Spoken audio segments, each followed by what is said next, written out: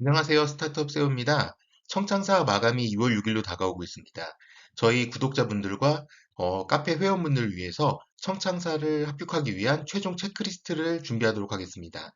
청년차관사관학교 사업계획서 리뷰 3편. 지금까지 제가 선정된 노하우를 공개하도록 하겠습니다. 저는 이전 영상에서 차원이 다른 사업계획서 작성 노하우를 가지고 있다고 말씀드렸습니다. 예비 창업 패키지, 제도전, 비대면, 도약, 그리고 다양한 R&D 사업에 선정돼서 현재 사업을 운영하고 있습니다. 그렇다고 제가 모든 사업에서 선정됐던 건 아닙니다. 저는 제가 지원했던 첫 번째 세 가지 사업에서 정말 모두 탈락했습니다. 예비 창업 패키지는 서류는 합격하였고 최종 탈락하였습니다. 지금 제가 이런 영상을 준비하고 네이버 카페를 운영하는 이유도 바로 이 첫 번째 창업 패키지에서 탈락했던 경험이 너무 쓰라렸고 힘들었기 때문입니다. 만약에 제가 첫 번째 스타트부터 잘 이끌어 나갔다면 지금보다 조금 더 높은 성과를 갖지 않았을까라는 생각을 하고 있습니다. 두 번째 바로 접수한 초기 창업 패키지에서 네, 바로 서류 탈락했습니다. 그리고 디딤돌 R&D도 결국 원스톱 탈락했고요. 이 세 가지 탈락 경험이 저한테는 좀 제 사업을 운영하는데 사업 계획서나 창업 패키지가 얼마만큼 중요한지 아니면 이 사업을 통해서 어떻게 발전시킬 수 있는지를 제가 생각하게 됐고요. 그 다음에 접수한 지원 사업에서는 제가 생각한 대부분의 사업은 네, 100% 합격했습니다. 제도전, 비대면, 도약, 그리고 자회사의 예비 창업 패키지, 그리고 그 이후에 뭐 R&D, B-R&D 사업 모두 선정이 됐습니다. 오늘 아까 말씀드린 대로 그 합격 노하우를 바로 공개해서 이 영상을 보시는 아니면 저희 카페 회원분들 모두 선정되었으면 좋을 것이라고 생각하고 있습니다. 아마 대부분 사업 계획서를 한번 작성해 보셨을 겁니다. 제가 오늘 드리는 저만의 방법과 혹시 좀 차이점이 있는지 아니면 어떤 부분을 보완해야 될지 참고할 사항이 있는지 그 부분을 주목해서 보셨으면 좋겠습니다. 첫 번째는 바로 과제명과 사업비 구성입니다. 제 첫 번째 팁은 바로 서비스와 기술의 이름을 만들라는 것입니다. 아마 청창사에 많은 분들이 이미 사업자를 가지고 계신 분들도 계시고요. 사업자를 가지고 계신 분이 계시다면 이번 사업에 접수하는 기술에 대한 명칭을 만들어야 되고요. 아마 아직 사업자를 안 내신 분들은 처음에 접수할 때 기술만 나열하는 것보다는 나의 서비스명을 오픈하는 것입니다. 저는 여기에서 렌탈 모아라는 이름을 넣었고요. 추후 제가 오픈한 서비스에 있으면 다릅니다. 하지만 여기서 제가 주목한 거는 렌탈 모아라는 이름만 듣고도 렌탈을 관리하는 솔루션이구나 라는 것을 느끼게끔 했고요. 저는 모든 사업을 구성할 때 이름과 기술에 대한 이름을 정하는 것부터 시작합니다. 아마 여러분들이 많이 보셨던 그 리퍼브라는 제품이 있습니다. 정식 명칭은 뭐 리퍼비시드고요. 제가 첫 회사에 다닐 때 사실 이 사업을 맡았습니다. 어떻게 좀 차별점을 갖출 수 없을까 생각했을 때 단어가 좀 어렵다고 생각했습니다. 리퍼라는 단어는 조금 부정적인 의미가 있다 보니까 뒤에 뒤에를 잘라서 리퍼브란 명칭을 사용했고 이 명칭은 지금까지도 공통된 용어로 사용되고 있습니다. 하지만 리퍼브란 단어는 현실적으로 없는 단어였고요.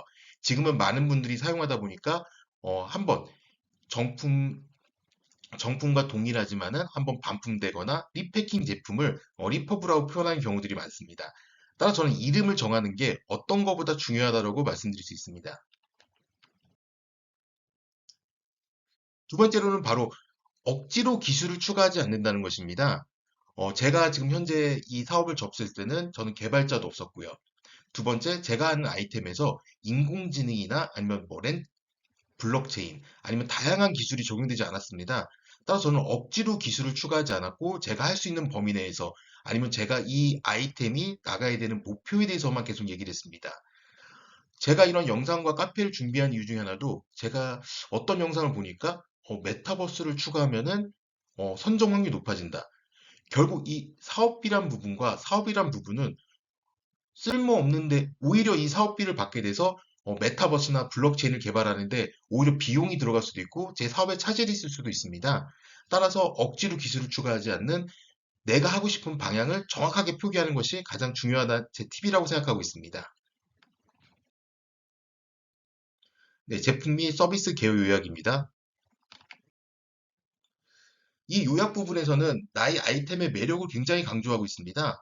아무래도 평가위원이나 심사위원들이 제일 처음 보는, 중심적으로 보는 부분이 일반 현황을 본 다음에 바로 이 요약을 보고 내가 봐야 될 이 사업 계획서의 어떤 부분을 봐야 될지를 평가하게 됩니다. 따라서 이 요약 부분은 저는 2페이지 정도로 구성해서 정말 나의 아이템을 매력을 강조할 수 있게 한눈에 이해할 수 있게 작성하는 것이 필수적입니다. 요약 부분에서 보신 것처럼 상단 부분에 이미지는 많이 포함시키지 않았습니다. 그 이유는 바로 이 하단 부분에 나오는 바로 이 이미지를 강조하기 위해서였습니다.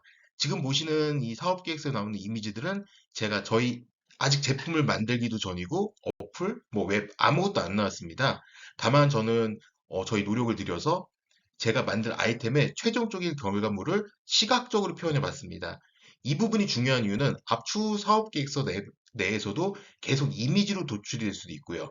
이 이미지만 보더라도 이 대표가 어느 정도 노력을 했고 이 사업에 대한 어느 정도 열정이 있는지를 체크할 수 있습니다. 따라서 기본적인 이미지 칸은 2칸이지만 전 늘려서 시스템의 개요, 핵심 기능, 그 다음에 기술적인 구조도, 그 다음에 수익 모델을 나눠서 봤습니다. 따라서 간단하게 빠르게 내려갈 수 있게 텍스트를 정리한 다음에 이미지로 한눈에 이해되게끔 만들었습니다. 제품 서비스의 개발 동기입니다. 아이템의 요약이고요. 사실 이 부분에서는 뭐 다양한 의견들이 많습니다. 첫 번째 내가 이 아이템을 왜 만들었는지 동기를 소개하는 부분, 아니면 나만의 아이템의 차별성을 안내할 수도 있고요. 뭐 다양하게 활용될 수 있지만은 제가 지금까지 쓴 사업 계획서는 저는 첫 페이지가 중요하다고 말씀드렸습니다. 저는 첫 페이지에 모든 것을 표기합니다. 아이템의 개발 동기라는 것은 이 아이템을 왜 만들려고 했는지, 그러면 제 아이템을 소개해야지만 이게 왜 만들 수 있는지를 느낄 수 있다고 생각했습니다. 심사위원이 평가위원이 이 아이템을 어떻게 볼 수 있는지를 한 페이지, 시작부터 저는 최종 결과물까지 표현하는 방식을 많이 사용하고 있고요. 두 번째는 바로 핵심 기능입니다. 내가 만들고 싶은 아이템 또는 제조 물품이 어떤 기능과 차별성을 갖추고 있는지를 바로 세 가지로 구분해서 안내합니다.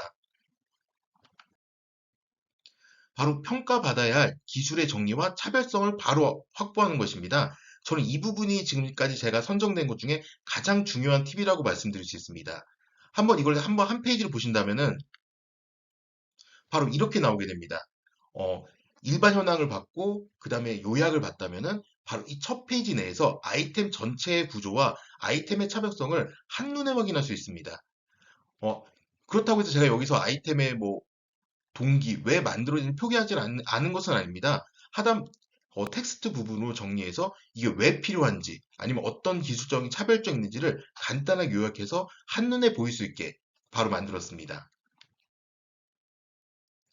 두 번째로는 제품 서비스의 목적인 필요성입니다. 이 부분은 뭐 다양하게 뭐 도표, 그래프를 통해서 이 제품의 사업성이 있는지, 왜 필요한지를 어필하는 부분으로 저는 사용하고 있습니다.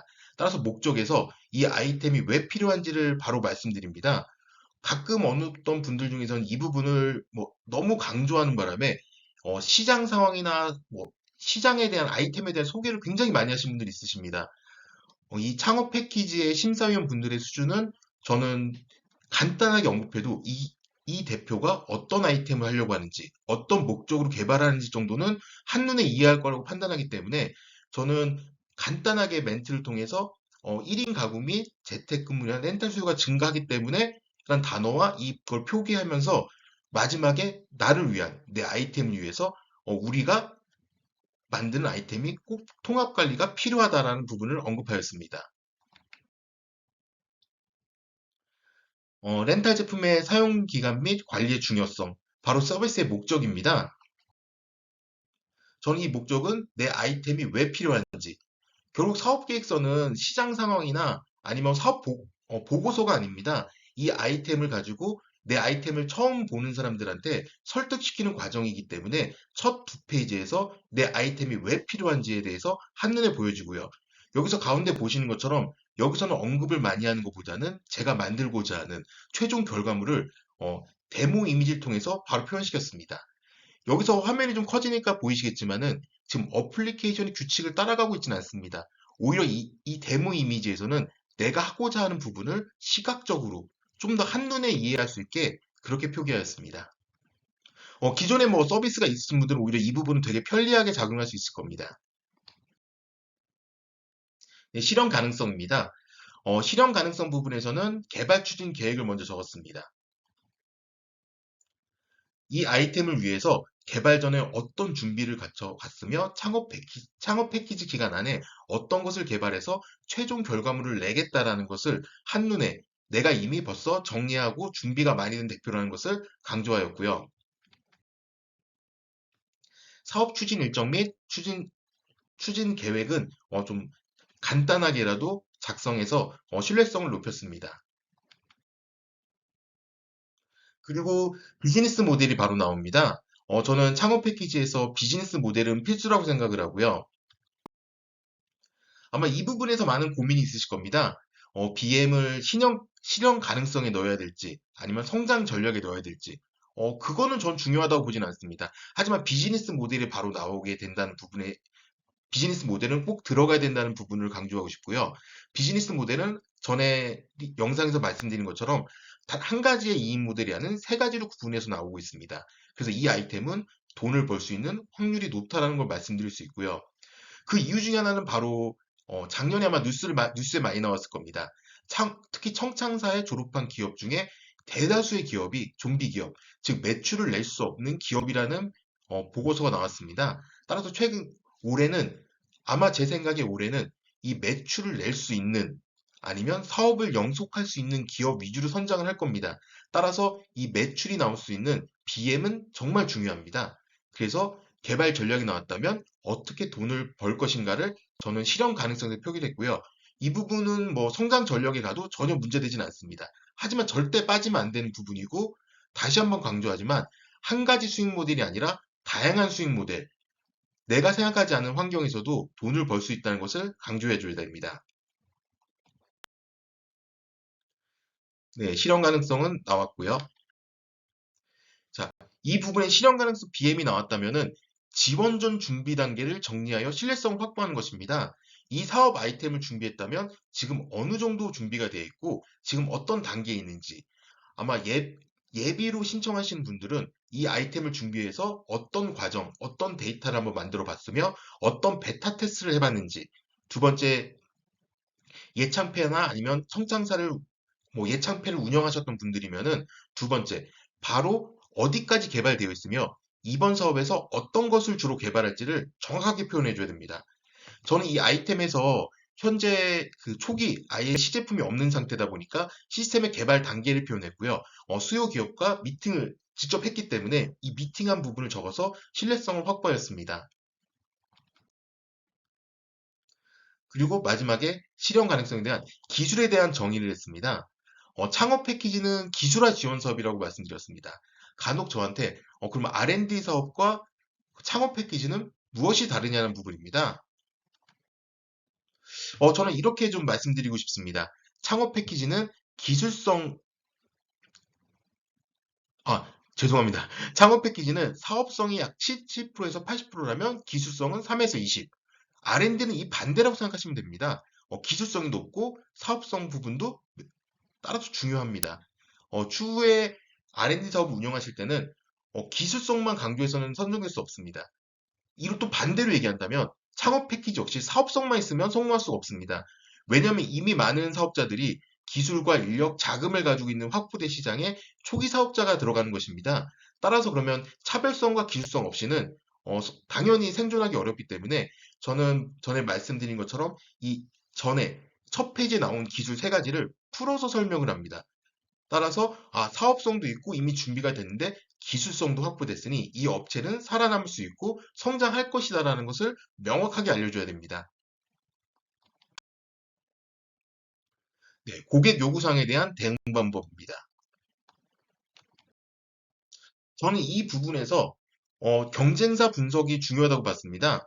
경쟁사 분석을 하는데 많은 분들이 내 아이템보다는 타 회사를 강조하는 경우들이 많습니다. 타 회사는 A가 좋고 B가 좋고 C가 좋고 이 회사는 이게 좋고 우리는 이 부분에 이걸 하겠다.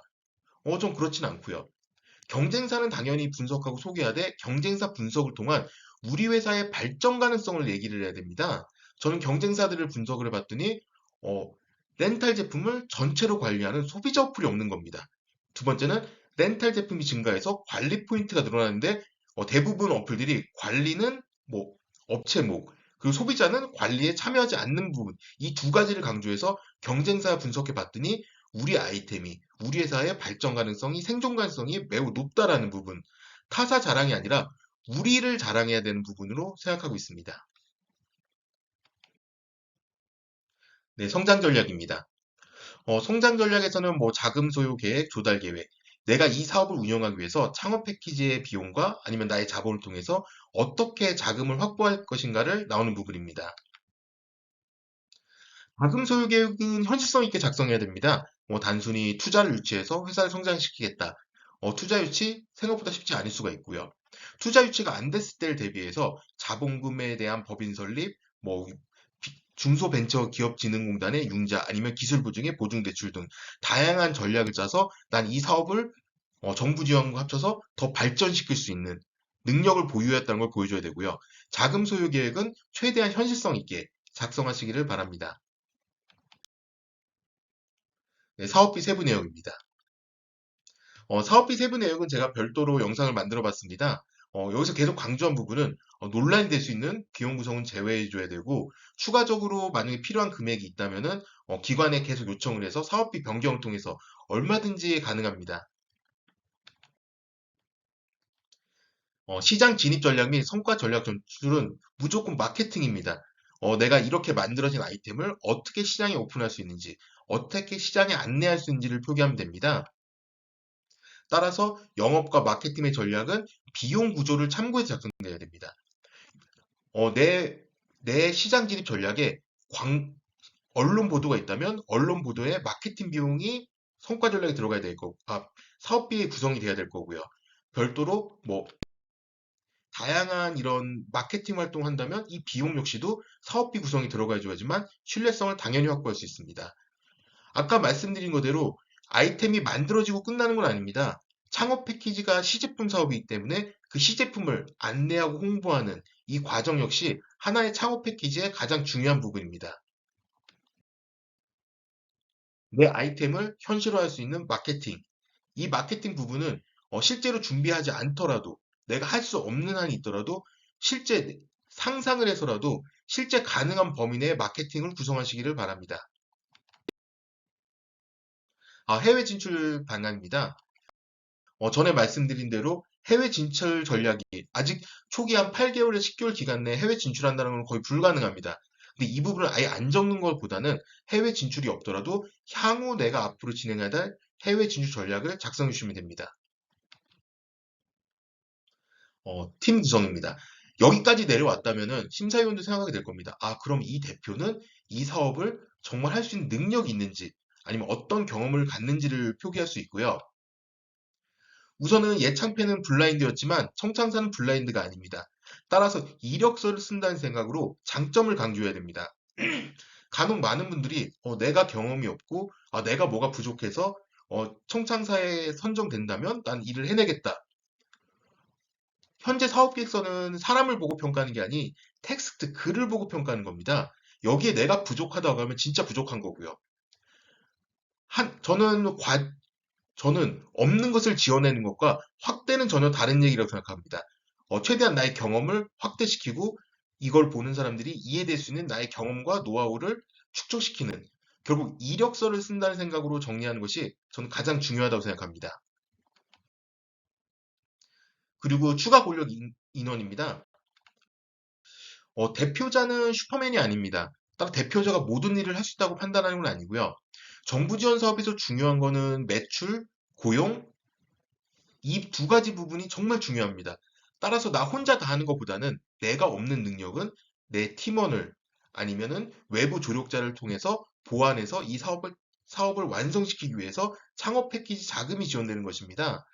따라서 내가 추가로 고용해야 될 인력들, 이 부분은 나한테 없는 능력들을 나열을 해서 한 줄로 영업을 뽑는다는 게 아니라 뭐 정수기 렌탈 관련된 근무 경험이 있는 사람을 뽑아서 대표인 내가 없는 부분 추후 발표 평가에 가서 질문을 받을 때도 혹시 렌탈 경험이 없으신데 어떻게 진행할까요?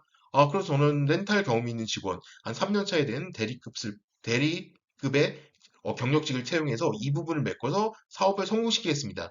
간단하게 말씀드리지만 이 부분이 없다면은 그때부터는 굉장히 좀 당황하거나 아니면은 필수적인 부분을 놓칠 수가 있습니다.